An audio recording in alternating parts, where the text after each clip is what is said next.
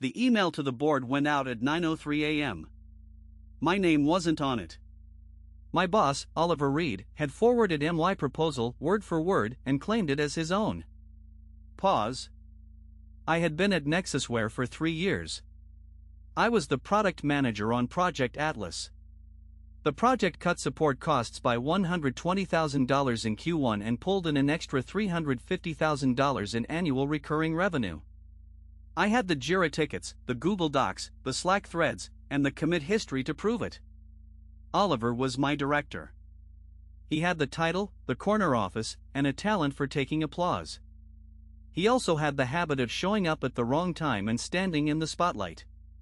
He'd told me twice, in very different tones, that my name would be on the paperwork when promotion time came. I believed him. I was stupid for that. Pause. The email that morning was short and polite. Subject: Project Atlas Board Summary. Attached, a polished deck titled Q1 Growth Strategy, Oliver Reed. Oliver's email to the board said, "Attached is the strategy I've been driving with the team. Happy to discuss at 11 o'clock. The board meeting was at 11. I felt my stomach drop. My hands were shaking so hard I couldn't scroll. I opened the deck. Slide for slide, it was my language. My screenshots.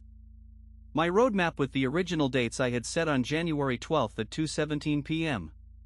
Even the little footnote about the beta cohort that was written by me at 1:02 a.m. the night we launched. No credit. No mention. Just prepared by Oliver Reed.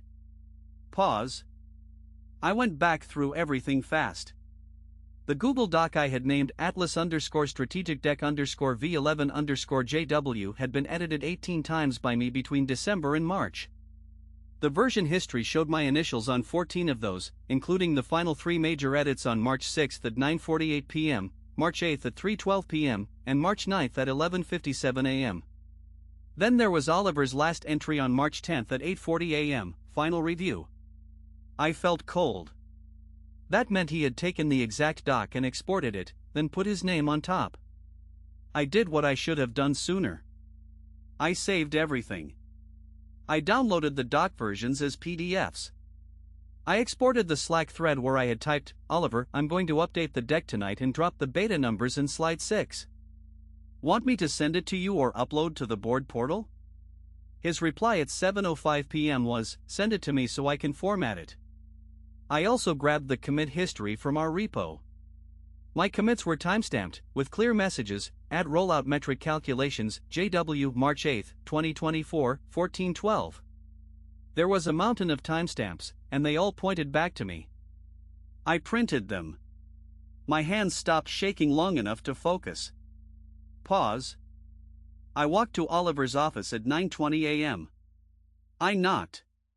He looked up from his monitor. "Morning," he said, already smoothing his tie. "Ready for the board? Who sent the deck to them?" I asked. He gave me that half grin that had covered a dozen small thefts. "You mean the strategy?" I did. "I thought you'd rather we present one voice to the board. It's cleaner that way." "You changed the author line," I said. My voice was quieter than I wanted. He shrugged. "Titles are titles, James. It reads better." My fists tightened. I had 2 choices. I could stomp into the 11 o'clock meeting and wreak havoc, and risk being written off as the disgruntled subordinate. Or I could be surgical. I had evidence. I had rules and timestamps. I also had a way to force an audience bigger than Oliver's ego could handle, the board portal and an email trail everyone trusted. I chose surgical. Pause. First, I prepared a clean, and very boring, timeline. 1 page. Dates, times, and screenshots. December 2nd, 2023, initial concept doc created, link. January 12, 2024, 1417 roadmap committed to repo, screenshot. I included 3 definitive anchors: my git commit on March 8 at 14:12, the Google Docs version labeled V11_March 9_11:57 with my initials, and the Slack request at 7:05 p.m. where Oliver asked me to send the deck. I printed them and had them scanned into PDFs. Each PDF had page numbers and a simple header: Authorship Evidence, Project Atlas. Then I did something petty and perfect. I created a version of the board deck that looked identical to Oliver's but with one extra slide buried at number 9. The slide was titled Authorship Log and it had a screenshot of the Google Docs version history with my name clearly visible next to the final 3 edits. I also added a small, nearly invisible line in the slide notes that said, "If this was forwarded by someone other than James Walker, please see the authorship log." I saved the deck as atlas_boarddeck_final_ for board_11am_3.12.24_jw.pdf. I uploaded that file to the board portal, the same portal Oliver used. The portal had an automatic last uploaded by line that showed who had submitted the file. I made sure it said James Walker. Then I sent an email to the board members with the subject line, "For the board, final deck and authorship log, Project Atlas," at 10:02 a.m. I CC'd Jared Simmons, our CEO, and HR, Leah Ortega. My heart pounded while I attached the file. My thumb hovered over send. I pictured Oliver's smug face. I sent it. Pause. At 10:15 a.m., Oliver stormed into my desk area. He looked like someone had taken his lunch. "What did you do?" he hissed. "I uploaded what I had planned to present," I said. "I thought you might want the original source in case the board asks." He got closer. "You can't just." "I can," I said. "I can also ask Jared, who presented the roadmap for Atlas in January." He left without another word. His jaw was tight and his knuckles white. That should have felt like victory. It didn't. I was terrified. I had put everything on the line. If Jared saw this as insubordination, I could lose my job. If Jared saw it as fraud, Oliver would lose his. Pause. At 11 o'clock, the board meeting started. I sat in the back row. Oliver stood up and opened the deck, the one he had emailed earlier. He was mid-sentence. "This is the strategy one developed with the team," when the projector slipped one slide too far. The board looked at slide 9. The slide read Authorship Log. There, in large unambiguous text, was a screenshot of the version history showing my name next to the final edits and a chain of timestamps. Heads turned. The room went quiet. Oliver's color drained from his face like paint running. "Oliver," said Jared, cool and precise, "who uploaded the file currently on the portal?" Oliver's mouth moved but no sound came out. He reached for his laptop as if that could change the pixels in front of 20 people. One of the board members, Maria Chen, our lead investor, tapped her screen. It says uploaded by James Walker at 10:02 a.m. "Is that correct?" Oliver stammered, and for the first time I saw real vulnerability in him. I had asked James to refine the deck. I formatted it. It's a team effort. I stood up. My heart was pounding so loud I thought they might hear it. "I wrote the strategy," I said. "I set the roadmap, did the metrics, and ran the beta." I sent Oliver the final doc at 7:05 p.m. on March 9 and he said he'd format it. He forwarded that doc to the board under his name at 9:03 a.m. I uploaded the final deck to the portal at 10:02 with the authorship log because the board has a right to know who owns the work they are voting on. Pause. Silence pressed against my ears. Oliver's face was red now. He tried to talk over me, but Jared held up a hand. Jared looked at the board and then at HR Leah. "Get me the Slack logs, the repo commits, and that Google document. We'll put HR on immediate review." Leah's fingers flew. She had the logs up in minutes. The Slack thread, the Git commits, and the Google Doc timeline matched my printouts. Maria said, "This is unacceptable. We can't present someone else's authorship as executive leadership." She turned to Oliver. "How long has this been happening?" Oliver's whole posture collapsed. He muttered something about pressures and presentation protocol and then finally, with a small, exhausted voice, admitted, "I used James' material. I did present it as mine." The board did what boards do. They paused, then acted. Jared put Oliver on administrative leave that afternoon. HR opened an investigation.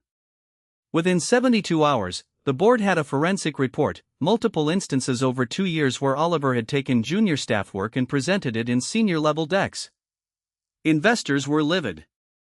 Maria sent an email to the other companies on her portfolio warning them to check attribution in board materials. Within 2 weeks, Oliver's name was off the executive page on LinkedIn. Recruiters stopped calling. The man who had celebrated in the corner office was gone. Pause. For me, the victory came with costs. My inbox filled with congratulations and with messages from colleagues I had burned. A couple of my friends at work told me I should have handled it differently. HR grilled me about uploading the file without flagging Oliver first. I missed sleep for a month. I had to answer questions about my motives at every board meeting for 6 months. Oliver filed a complaint that I had ambushed him. Legal had to review everything. I lost trust in small things, Slack's blue ticks, the way a manager said we. I saw that trust, once broken, leaves a scar. But there were blessings. Jared apologized publicly in an all-hands and promoted me to lead product manager with a $7,500 bonus tied to Project Atlas results. The board adopted a new authorship policy. Any board deck must include an authorship slide and the uploaded file must show the uploader. Everyone got a refresher on attribution and integrity. The company saved face with the investor Maria by implementing a formal crediting system. And a week after Oliver left, I received a simple message from one of the junior developers: "Thanks.